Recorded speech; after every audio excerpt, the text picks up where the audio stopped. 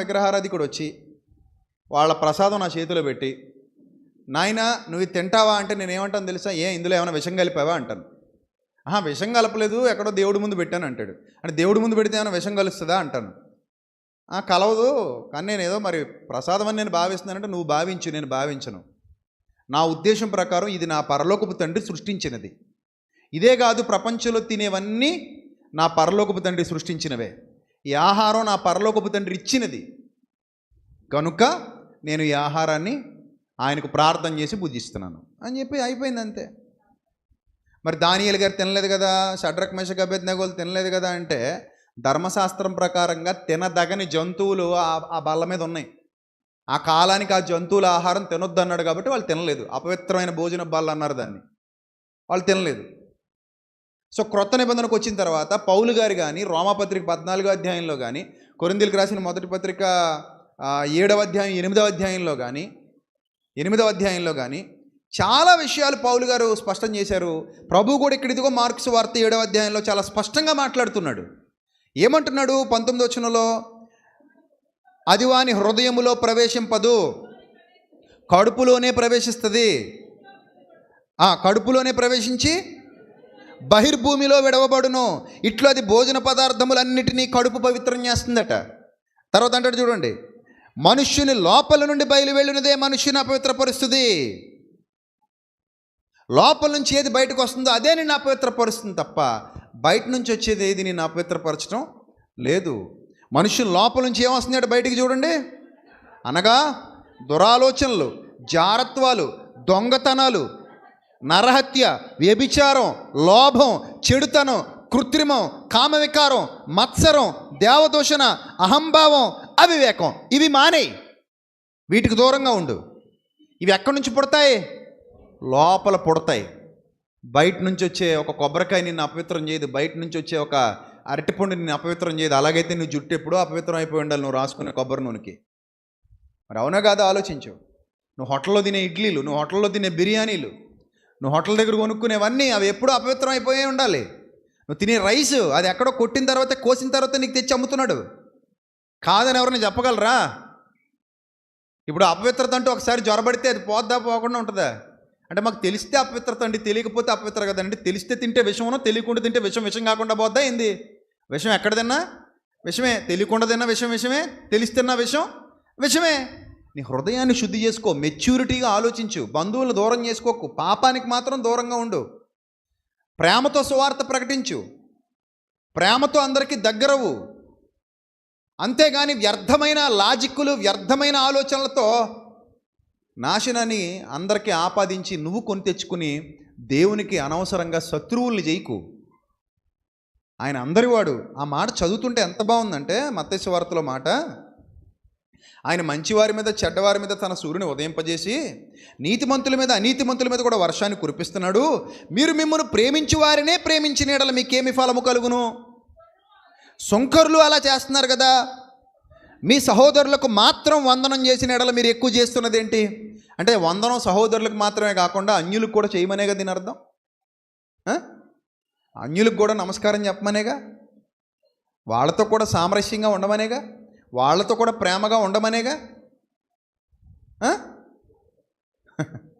వెళ్ళి వాళ్ళ దేవుళ్ళని తిడతారు.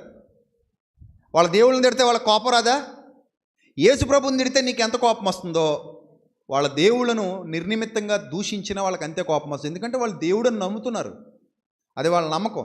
మీ అమ్మని తిడితే నీకు ఎంత బాధో వాళ్ళ అమ్మని తిడితే వాళ్ళకి అంతే బాధ. మీ నాన్నని తిడితే నీకు ఎంత బాధో వాళ్ళ నాన్నని తిడితే వాళ్ళకి అంతే బాధ. అలా కాదండి, వాళ్ళ నాన్న తాగుబోతాడండి, మా నాన్న తాగడండి అంట. తాగుబోతాడైనా కాకిపిల్ల కాకి ముద్దు అన్నట్టు వాళ్ళ తండ్రి వాళ్ళ గొప్పోడే, నీ తండ్రి నీకు గొప్పోడు. కాబట్టి ఎవరిని దూషించే రైట్ కానీ ఎవరిని అనే హక్కు కానీ మనకు లేదు. వాళ్ళ విశ్వాసం వాళ్ళది, చేతనైతే గౌరవించు, లేదంటే మౌనంగా ఉండు. అర్థమవుతుందా? అలా కాకుండా ఏంటి హీనమైన స్థితి? ఎంతకాలం ఈ మెచ్యూరిటీ లెవెల్ లేకుండా ముందుకు పోవడం? ఎంతకాలం మనం క్రీస్తుని అవమానపరచడం? ఆయన ఎక్కడ చేయలేదు అలాగా. ఎప్పటికీ ఆయన అన్యుల్ని ప్రేమిస్తానే ఉన్నాడు. అవునా కాదా? నువ్వు చెప్పు, నువ్వు బైబిల్ తెలిస్తే చెప్పు నాకు. ఎప్పటికీ అన్యజనులకు ఆహారం పెడుతున్నది ఎవరు? ఎప్పటికీ వాళ్ళ పొలాలు ఎవరు పండిస్తున్నారు? వారి మీద వర్షం ఎవరు కురిపిస్తున్నారు? మంచు ఎవరు కురిపిస్తున్నారు? వాళ్ళు రాకపోకల్లో ఎవరు కాపాడుతున్నారు? ఆయుష్కాలం ఎవరిస్తున్నారు? సర్వోన్నతుడు, సర్వ సృష్టికర్త, అందరికీ తండ్రి అయినా ఒక్కడే దేవుడు కదా. మరి ఆయనకి లేని బాధ నీకెందుకు? ఆయన ద్వేషించట్లేదు, నువ్వెందుకు ద్వేషిస్తున్నావు? ఆయన దూరం పెట్టట్లేదు, నువ్వెందుకు దూరం పెడుతున్నావు? ఆయన వద్దనలేనప్పుడు నువ్వెందుకు వద్దంటున్నావు అని అడుగుతున్నాను నేను. నీ మెచ్యూరిటీ లెవెల్ ఏమైంది? ఏమైంది నీ మెచ్యూరిటీ లెవెల్? పరిణతి స్థాయి తగ్గిపోతుంది. ఇక్కడ చూడండి, ప్రభు ఎంత మంచి మాట చెప్పాడంటే, మీ సహోదరులకు మాత్రం వందనం చేసిన ఎడల మీరు ఎక్కువ చేయుచున్నదేమి? అన్యజనులు అలా చేస్తున్నారు కదా. మీ పరలోకపు తండ్రి పరిపూర్ణుడు గనుక మీరును పరిపూర్ణులుగా ఉండెదరు అన్నాడు. సో ఆ పరిపూర్ణత మనలో ఉంటే మనం చాలా జాగ్రత్తగా ఆలోచన చేస్తామండి. చాలా జాగ్రత్తగా అన్యజనులను దగ్గర చేసుకుంటాం, వాళ్ళతో ప్రేమగా ఉంటాం. వాళ్ళ విశ్వాసం వాళ్ళది, వాళ్ళ విశ్వాసాన్ని మనం అనుసరించట్లా. కానీ మనం మన దేవుణ్ణి కీర్తిస్తున్నాం. ఒకరోజు ఇదే డిస్కషన్, మా బంధువు ఒక ఆయన వచ్చాడు, ఏదో ప్రసాదం పట్టుకొచ్చాడు నా దగ్గరికి. నువ్వు తింటావా అన్నాడు. ఇందులో ఇందాక చెప్పాను కదా, ఏమైనా విషం కలిపావా అన్నాడు. ఏం కలపలేదు. మరి తింటావా? తింటాను. అది మా దేవుడిది, నువ్వు తినవు కదా. మీ దేవుడు మా దేవుడు ఏంటి? ఒక్కడే తండ్రి, నువ్వు మార్చగలగన్నాను. అంటే మా దేవుడు లేడు, మీ దేవుడు లేడు అంటే నువ్వు పెట్టుకున్నావు, నేను పెట్టలేదు. అది ఒక్కడే దేవుడు పరలోకంలో ఉన్నాడు, తండ్రి అయిన, అందరికీ తండ్రి అయిన, సమస్తానికి ఆయనే సృష్టికర్త, సమస్తం ఆయన సృష్టించిందే. నువ్వు ఈ ఒక్కటే పలహారం అనుకుంటున్నావు. నేను ప్రతిరోజు తినేది పలహారం అని అనుకుంటున్నాను. అడుగడుగున ఆయన పలహారమే నేను తింటున్నాను. అడుగడుగున ఆయన నన్ను మేపుతున్నాడు, అడుగడుగున ఆయన నన్ను పోషిస్తున్నాడు. ఏది నువ్వు ఒక అరటిపండు దింపి ఒక పట్టం ముందు పెట్టి పలహారం అంటావు నువ్వు. నేను గెలంత పలహారం అంటావు, నువ్వు కాదంటావా?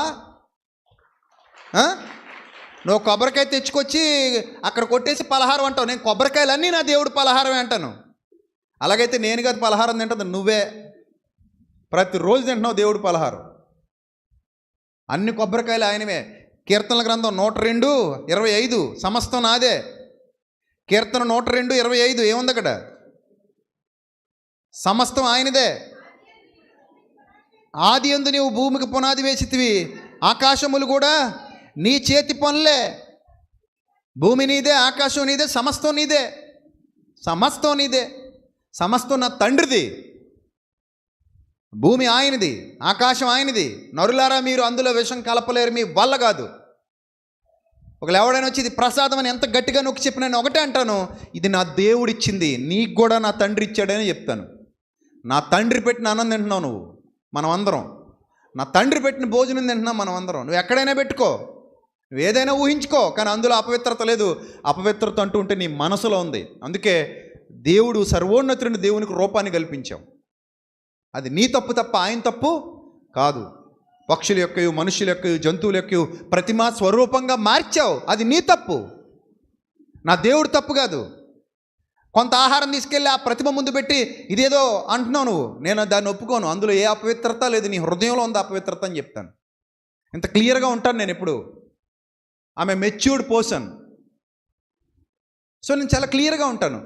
క్లియర్గా లేని వాళ్ళు ఏమనుకుంటారంటే, అదే వద్దండి అది ఏదో అయిపోద్దండి, నాశనం అయిపోతామండి, నశించిపోతామండి. చూడండి, నేను చెప్తూ ఉంటాను కదా, ఇప్పుడు ఒక నిమ్మకాయ 4 ఎండుమిరపకాయలు గుచ్చి రోడ్డు మీద పడేస్తే అది దాటడానికి భయపడిపోతుంటారు కొంతమంది. ఏటా అందులో ఏదో ఉందని. నువ్వైతే ఏం చేస్తావు? తీసి అవతల పడేస్తానన్నాడు చేయొద్దండి. హృదయపూర్వకంగా నిజంగా పెడితే ఏం చేయగలవు నువ్వు? మనసులో ఏదో చిన్నది ఉంటుంది, చివుక్కుమంటుంది. అబ్బాయి లేదండి, నేను ముట్టుకోనండి, చీపురుతో తుడిచేస్తామండి, దూరంగా చాట్లోకి ఎత్తేసండి, దూరంగా పడేసండి, పసుపు నీళ్ళు చల్లేసి ఇల్లంతా కడిగేస్తాం, లేదా పెనాలేసి ఇల్లంతా కడిగేస్తాం, నేను ముట్టుకోనండి.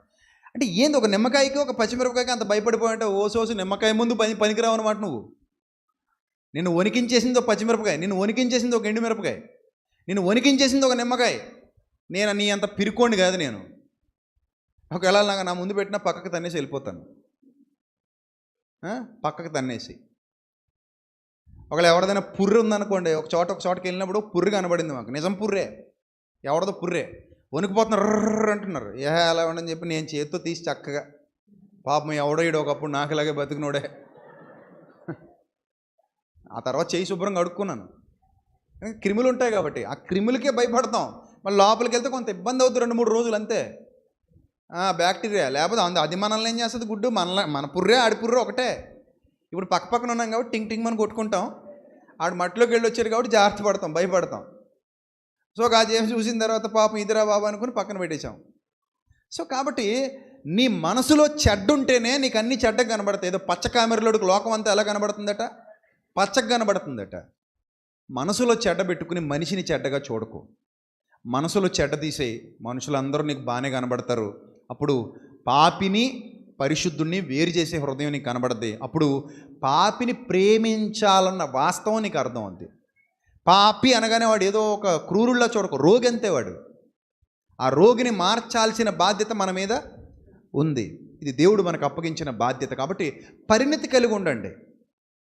అందరికీ అన్ని విధముల వాడనై ఉన్నాను, అందరి వాడనై ఉన్నాను. క్రైస్తవుడు అందరివాడు తప్ప కొందరివాడు కాడు, అందరివాడు. పౌలు గారు అందరివాడు, దేవుడు అందరివాడు. మన యేసుక్రీస్తు ప్రభువు అందరివాడు, అందరినీ ప్రేమిస్తున్నాడు. యేసు ప్రభు కొంతమందిని ద్వేషిస్తున్నాడు అని నేను అన్నాను అనుకోని ఒప్పుకుంటావా? చెప్పు. నేను సువార్తకి వెళ్ళి యేసు ప్రభు కొందరినే ప్రేమిస్తున్నాడు, కొందరిని ద్వేషిస్తున్నాడు ఆమేన్ అంటాను. నువ్వేమంటావు అప్పుడు? అయ్య బాబు ఇది తప్పండి, ఇది బోధ కాదండి, సరైన బోధ కాదండి అంటావా అనవా? అంటావు. ఎందుకంటే నిజంగానే సరైన బోధ కాదు. నా యేసు ప్రభు అందరినీ ప్రేమించేవాడే తప్ప ద్వేషించేవాడు కాడు. మరి నువ్వో? డౌట్గా ఉందా? నువ్వు నమ్ముకున్న యేసుక్రీస్తు అందరినీ ప్రేమిస్తున్నాడు. మరి నువ్వు నన్నే ప్రేమించవు. నీకు నచ్చకపోతే ఈ బోధ నాకు నచ్చలా, తిడతాను, కిందకి వెళ్ళి తిట్టాలి. ఇప్పుడు అరే నిజం చెప్తే ఎందుకు తిడతావు? అబద్ధం చెప్తే తిట్టుపోని. అబద్ధం చెప్తే నన్ను గద్దించు, నన్ను ఖండించు. నిజం చెప్తే ఎందుకు ఖండిస్తావు? నిజం చెప్తే ఎందుకు బాధపడిపోతావు నువ్వు? నేను చెప్పింది నిజమా కాదా? నిజమే. కాదంటే ఎలా కాదో నువ్వు చెప్పు. అందులో ఒక విషయం ఎలా వచ్చిందో చెప్పు నాకు ముందు. అది నా దేవుడు సృష్టించిందని నేను వాదిస్తాను. నా దేవుడు సృష్టించింది కాదు, ఆ ప్రతిమ సృష్టించిందని చెప్తావా నువ్వు? ఆ అవతలోడికి అవివేకం ఉందని నాకు అవివేకం ఉండాలా? నేను అవివేకిని కాదు, అవతలోడు అవివేకి. వాడికి నేను జ్ఞానం చెప్పడానికి నిలబడ్డాను ఇక్కడ. ఎందుకంటే దేవుడు నాకు జ్ఞానం ఇచ్చాడు, వివేకం ఇచ్చాడు కాబట్టి నేను జ్ఞానవంతుడిని కాబట్టి. మరి నువ్వెందుకు ఆ జ్ఞానంలో ఎందుకు రాలేకపోతున్నావు? ఆ జ్ఞానంలో ఎందుకు ఎదగలేకపోతున్నావు? సో జ్ఞానవంతులుగా ఉండండి, వివేకవంతులుగా ఉండండి. పాత నిబంధనకి కొత్త నిబంధనకు ఉన్న వ్యత్యాసాన్ని తెలుసుకోండి. లోకమందు విగ్రహం వట్టిది, విగ్రహమే వట్టిది అయినప్పుడు విగ్రహార్పితం కూడా వట్టిదే. ఏమి లేదు అందులో, ఏమి లేదు. కాబట్టి కేవలం ఒక మాయలో, ఒక మోసంలో ముంచేసి పరిణతి లేకుండా చేస్తున్నటువంటి వారి విషయమై జాగ్రత్తగా ఉండి పరిణతి కలిగి బతకమని. రేపొద్దున ఎందుకు ఇంతమంది నాకు దూరం చేసావని దేవుడు నిన్ను అడిగే స్థితిలో నువ్వు ఉండకూడదు. ప్రభువా నన్ను క్షమించి ప్రభు, అందరినీ నీకు దూరం చేశాననే స్థితిలో మనం ఉండకూడదు. అందరినీ దేవుడికి దగ్గర చేసే స్థితిలో మనం ఉండాలి. అనేక మంది సత్యాన్ని తెలుసుకోవాలి. యేసు ప్రభు గొప్పతనం తెలుసుకోవాలి, ఆయన ఎంత గొప్పవాడో తెలుసుకోవాలి, సర్వలోకంలో ఆయనకున్న పరిశుద్ధత ఎంత గొప్పదో తెలుసుకోవాలి. అర్థమైందా? మన కంటిలో చెప్పా, బేదర్ దగ్గర కంటి వెళ్ళా ఈ వారంలో, నెక్స్ట్ హైదరాబాదు, నిన్ననే వచ్చాను నేను. ఆ వెళ్ళినప్పుడు అక్కడ కంటిలో మాట్లాడుతూ నేను చెప్పా చాలా క్లియర్గా, యేసుక్రీస్తు వంటి పరిశుద్ధుడు ఈ ప్రపంచంలో మరొకడు లేడు కనుక నేను యేసుక్రీస్తుని ప్రేమిస్తున్నా, ఆయన నమ్ముకున్నా అని చెప్పారు. పేపర్లో అదే రాశాడు పేపరోడు. పేపర్ కూడా నేను ఫేస్బుక్లో, యూట్యూబ్లో పెట్టాను చూడండి. నేను ఏదైతే బోధించానో ఆ విలేకరులు అచ్చి గుద్దినట్టు అదే రాశారు. ఎందుకంటే వాళ్ళు కూడా వచ్చారు అక్కడికి. సో చక్కగా రాసుకుని వెళ్ళిపోయారు. ఇది విషయం, ఇలా బోధించాడు ఇతనని. సో అది ఎంత గర్వంగా ఉంటుందంటే, చదవండి ఆ పేపర్ కటింగ్ ఎంత బాగుందో. నా యేసుక్రీస్తు పరిశుద్ధుడు, ప్రపంచంలో ఆయన వంటి పరిశుద్ధుడు మరొకడు లేడు కనుక నేను పాపాన్ని ద్వేషిస్తూ ప్రభు అయిన యేసుక్రీస్తుని రక్షకునిగా అంగీకరించాను. నా కొరకు ఆయన ప్రాణం ఇచ్చాడు. సో ఆయన వలె మేమందరం ఉండడానికి ప్రయాసపడుతున్నాం, ఆయన వలె పరిపూర్ణులంగా అవడానికి ప్రయాసపడుతున్నాం అనేది మన బోధ. కాబట్టి ప్రియమైన దేవుని పిల్లలారా, సత్యాన్ని పరిశీలించటం, సత్యాన్ని అర్థం చేసుకోవటం, సత్యాన్ని అనుసరించి జీవించటం క్రైస్తవ జీవితంలో చాలా ప్రాముఖ్యమైన సంగతులు. జడ్జిమెంటల్ మోడ్లోకి వెళ్ళిపోతే ప్రతిదీ తప్పులాగా అనబడద్ది. ప్రతిదీ ఇంకా అలాగే ఏది చూసినా తప్పే అనిపిస్తుంది. కానీ ఏది తప్పు ఏది ఒప్పు అనేది వాక్యాన్ని బట్టి డిసైడ్ అవ్వాలి, అర్థం చేసుకోవాలి, జ్ఞానం కలిగి వ్యవహరించాలి, వివేకం కలిగి వ్యవహరించాలి. అప్పుడు మంచి ఏదో చెడు ఏదో మనకు అన్నీ క్లియర్గా అర్థమవుతాయి. ఏది అంగీకరించాలి, ఏది అంగీకరించకూడదు అనే విషయాల మీద ఒక అవగాహన వస్తుంది. అర్థమవుతుందా?